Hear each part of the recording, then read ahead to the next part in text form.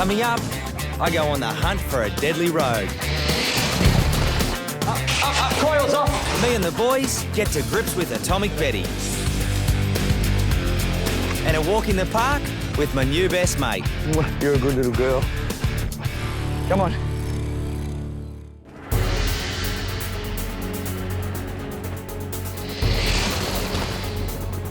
Meet the Australian saltwater crocodile. It's an animal that's more feared than understood, and that's probably because it's one of the world's top predators. You could say a perfect killing machine, and its home is here.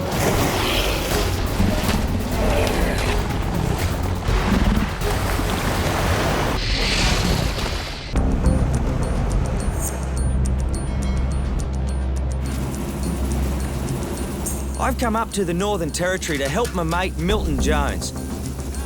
A croc has been attacking livestock on his huge cattle station between Darwin and the West Australian border.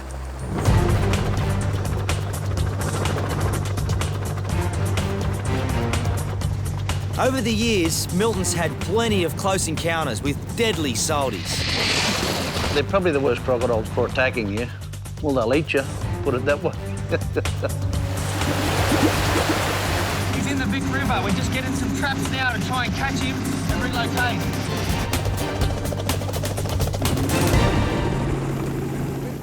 First, we need to assemble the traps.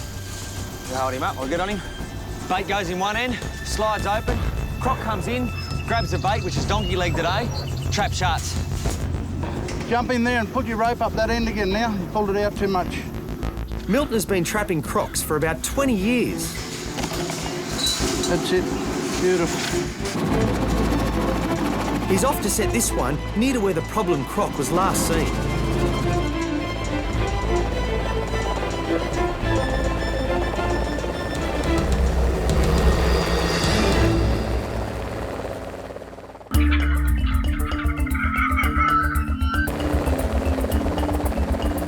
As we head home for supper, we hope the rogue croc is hungry enough to fall for our trap.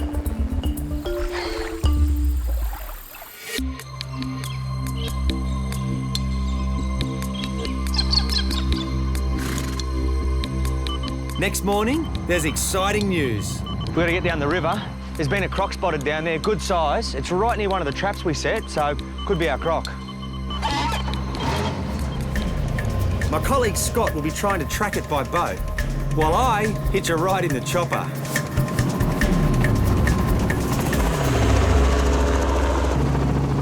It's the result we've been hoping for. Scotty, you there, mate? Yeah, go ahead. We've got a croc in a trap, mate. I don't know if it's the one we were after, but it's a good size. You're right to come give me a hand. Be there shortly. Have a look at this. Oh, it's a big croc. There's no doubt about it. That crocodile could take down a small cow and certainly a person. Wow. We need to move the croc. This hole here, no access either way to the river. It's just a hole and the cows are coming down every day, so there's a good spot upriver we could drop him. Let's get to it. Mouth open there, watch your fingers.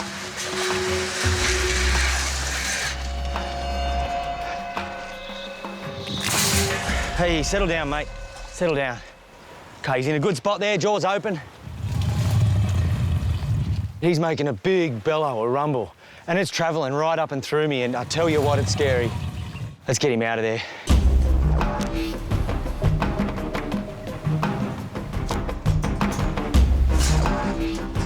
There we go. Get that through, Scotty. Can you take that rope through? Look at that croc. Geez, it's intimidating when there's no bars. Ready? Just watch him. Okay, take sideways, Scotty. Right? Yep, let's go. Come on, mate. Right, a bit more. Just take this one. I'm gonna jump on. Hold that. Keep that pressure on, boys. And pull forward. Scotty, you tape up. That's it. What a croc. Cross them up. Feels good when that mouth's shut. Look at that hand. It's as big as mine. Just an awesome creature. Crocodiles have a 4-chambered heart. They can shut down 2 of those chambers at any time. That's really unique. They're the only animal on Earth that can do that. When they're hibernating or laying still on the bottom of a river, they only pump blood to the major organs, like the brain and the lungs. There's no need to pump it to the limbs. They can stay submerged for up to an hour. Righto, mate. We're just going to put a blindfold on. When she's in the dark, can't see, she'll feel safer and won't stress. It's time to go for a ride. This thing must weigh 150 kilos. Head at the back, boys. Head at the back. Skip around. Up.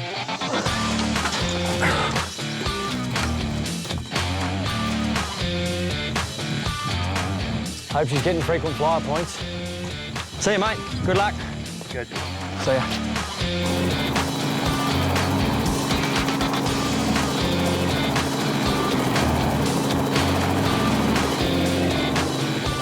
Not every day you see a flying crocodile.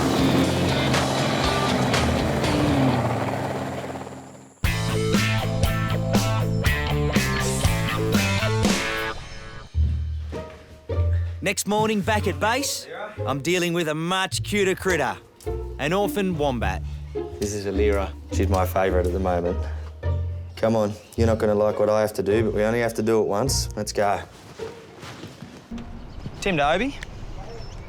Go ahead. Mate, do you have 2 seconds to give me a hand with Alira in food prep?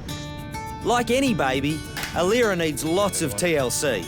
In this case, it means weighing, microchipping and a checkup, just to make sure she's healthy. So we'll just have a general look and then give her a chip, eh? She's not going to be happy about it, but No. you'll be all right. What did she weigh last time? Last weight was 3.33 kilos. You look like a porky now. You ready? We've already weighed the bag, so we can find out exactly how much little Alira has put on. What do you got? 3.98. Oh, that's good. She put on about half a kilo. Yep. 2 weeks. Yeah, just in 2 weeks, that's good. Good little girl. Now for the part that's not fun. Every animal at the Australian Reptile Park is individually identifiable. And although we're all familiar with little Alira, there may come a time when she moves to another organisation to breed. We need to make sure that she can be tracked her whole life, and microchipping is the most efficient way to achieve that. And what we do is just in between the shoulder blades, 1, 2, 3. That's it, little doll. That's it. And you're done. You're done. Good girl, that's it. That's it, come here. Oi. That's it. That's the bad part. You're done. Now you can come for a walk. Wombats have big claws for digging, but because she's living in 5-star accommodation at the moment, she's not wearing them down. And shortly she'll be big enough to go out the back into a little yard, a dirt yard of her own, and she'll wear those claws down. You want to come for a walk? Wear those claws down. Come on.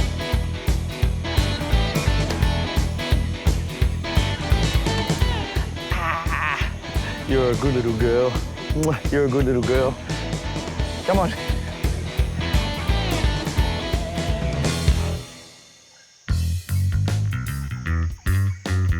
Alira isn't the only one needing to be tagged today. We're off across the park to see one of Australia's other icons of the animal kingdom. Jump in your back. There you go. Can we borrow Sam? Won't be long. Won't be long. Come on, mate.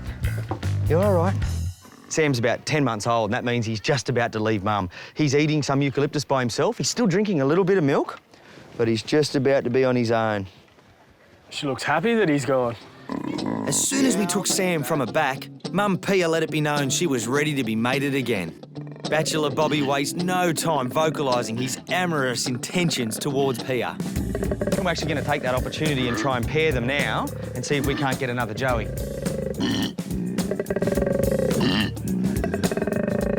There we go. Now, it's a bit rough, and that's normal. Here we go. Excellent. Don't look, mate, don't look. And then as quickly as it began, it's all over. Pia turns on Bobby and gives him a nip to say enough's enough. Mum can handle herself, mate. Good boy. It's your lucky day. That was a bit unexpected, wasn't it? That's very exciting to think we're going to have another little Joey in, well, it's normally about 35 days. Very exciting. Let's do what we come here for, hey? Your turn, mate. 1.83. Okay, you ready? Hold him. Look at you, Mum. Do you want to help? That's it. Back on. Good girl, thank you. Well, that was exciting. Unexpected.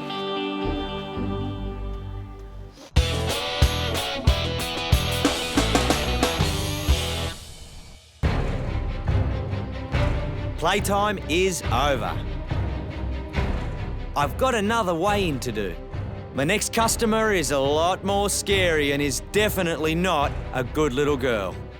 This is Atomic Betty. She's a reticulated python, the largest species of python on Earth. Now, she might look slow, but she's in fact very strong and dangerous. Hazard number one, her teeth. They're a centimetre long and can just shred through flesh, and her coils, the strength in that body, she can constrict and crush bones. So this will be a military-style operation with all hands on deck. So the plan is, I'm going to protect with the shield, Obes are going to go on head, Mick behind that. Each of us will lift part of her body, and then we'll coil her into a bag so we can safely take her out of a cage. Well, let's do it. Make it safe and nice and quick for her. All good? Yeah. She's a big snake. You're aiming at that top coil up there, Mick. Where my head shadow is. Yeah. Let's go, Mick, get in. Up, coils off. Head, boys, too many there. Lift it up, this up, Mick, well in. Easy, boys, that's it. All good. Try and settle. Try and settle. Out straight, that's it. Betty's incredibly strong and fighting us all the way. It's a struggle to get her into the bag. There she's going. Okay, top of the bag. All good. Woo, that's a relief. But we're racing against time as stress can lead to lactic acid build-up, which could be life-threatening. Due to her incredible bulk, we have to weigh Betty outdoors. But first, we need to jump on the scales ourselves. You're not going to like this one. Shirley? 90. 90? Jesus. It's all muscle, mate. Now we repeat the exercise, this time with Betty on board. Jump on, nice and quick, guys. Everyone on? 105. Wazza? 105. Jace? 98. Jules? 82. Now comes the hard part, subtracting our combined personal weight from what we weighed with Betty. The result, a whopping 131 kilos. Get her back in the bag, nice and quick. Get it over and done with for her. And she looks healthy, all looks good otherwise. That's it, get ready for a kick still. Let Mick in there, nice and slow, Obes, if you can. 1, 2, we're up. That was a little nick from a tooth through the bag.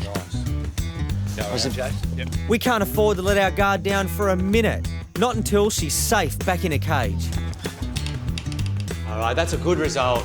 She's back in, healthy and fit. We're unharmed, she's unharmed.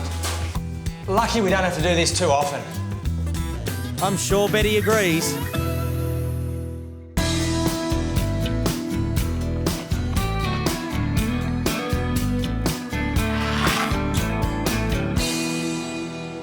They're super shy, they look pretty weird, and talk about dinosaurs, they date back 123 million years. I'm talking, of course, about the duck-billed platypus. And here at the Australian Reptile Park, we're on a mission to find out more about these unique animals. These guys are monotremes. That means they're egg-laying mammals. Now, that's just crazy. And their physical makeup, they've got a duck bill, webbed feet, a beaver tail, venomous spurs, and an oily waterproof fur. Now, the important thing for us when keeping and breeding these guys in captivity is that we know their size, weight, and condition is the same as wild plats. And that means we've got some research to do. We're heading west to Sydney, over the Blue Mountains, into some beautiful country, down to some creeks where we know that there's strong, healthy populations of platypus. Me and the team are off to find out how our captive plats compare with their wild cousins. before I forget, I've got a little mate to let go. Little blue-tongued lizard picked him up on the road, so we'll let him go here in the bush. Well, he's got no chance on the road, but he's probably got a bit more luck here. Off you go, mate.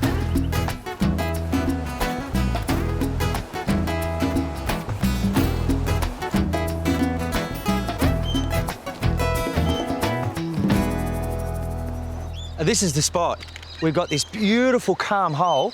Water's rushing down over the rapids and then it settles in this pond. All the food and mush that comes down will settle. So plats will be all through this, up to 10. You might have a couple of dominant males, some females, and at this time of year, juveniles.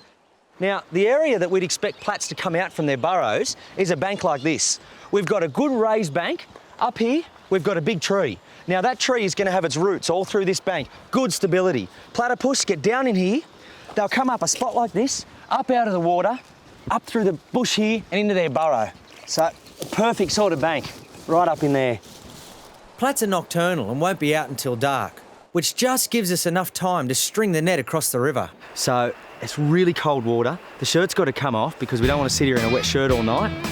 Now, the water is freezing up here in the hills, so we'll get the net out. Come on in.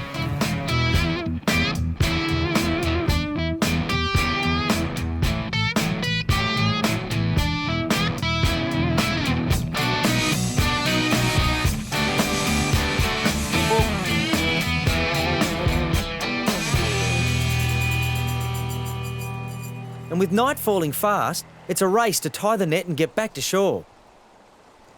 Righto, so it's just on dark, the net's set, so now it's up to the plats when they come out. But for us, this is the critical part, that we need to be 100% focused on that net, and when a plat gets in, we've got to get him out. Plats can drown if they're not freed quickly, so we'll be back in the water as soon as there's movement. Is that a bob? Oh, splash. That's a flat. They're starting to get active. You can tell there's a bit of life about. We've got fish hitting the surface, we've got big splashes.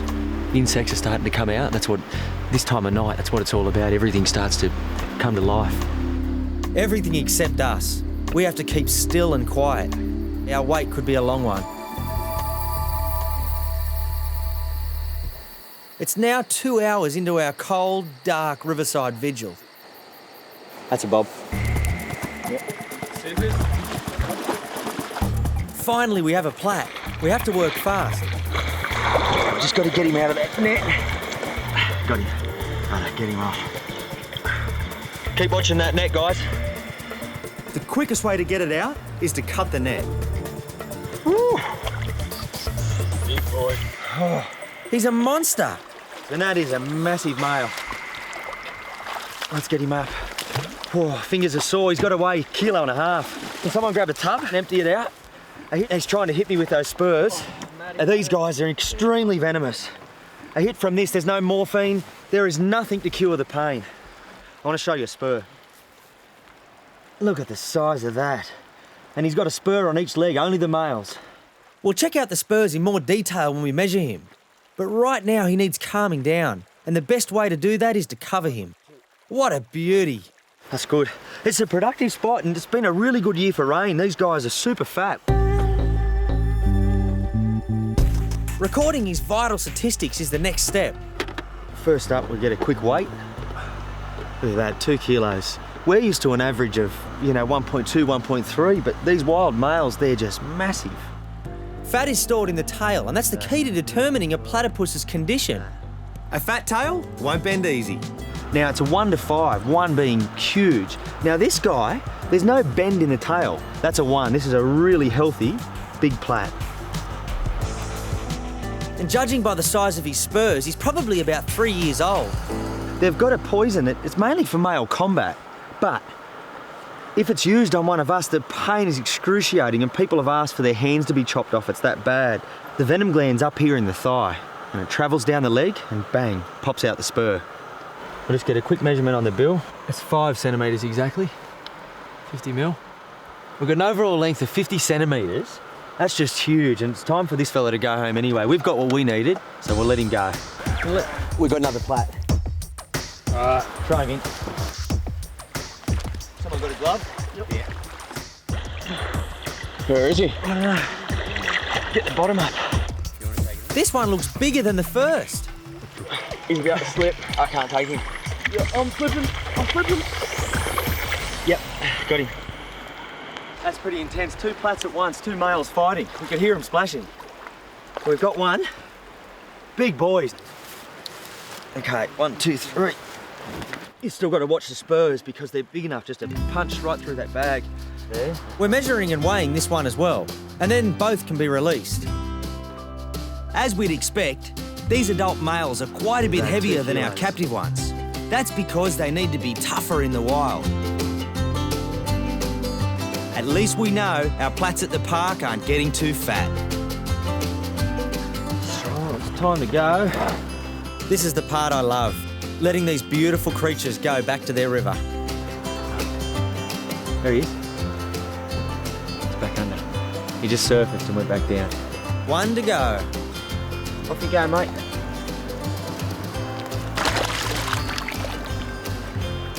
Just awesome, aren't they?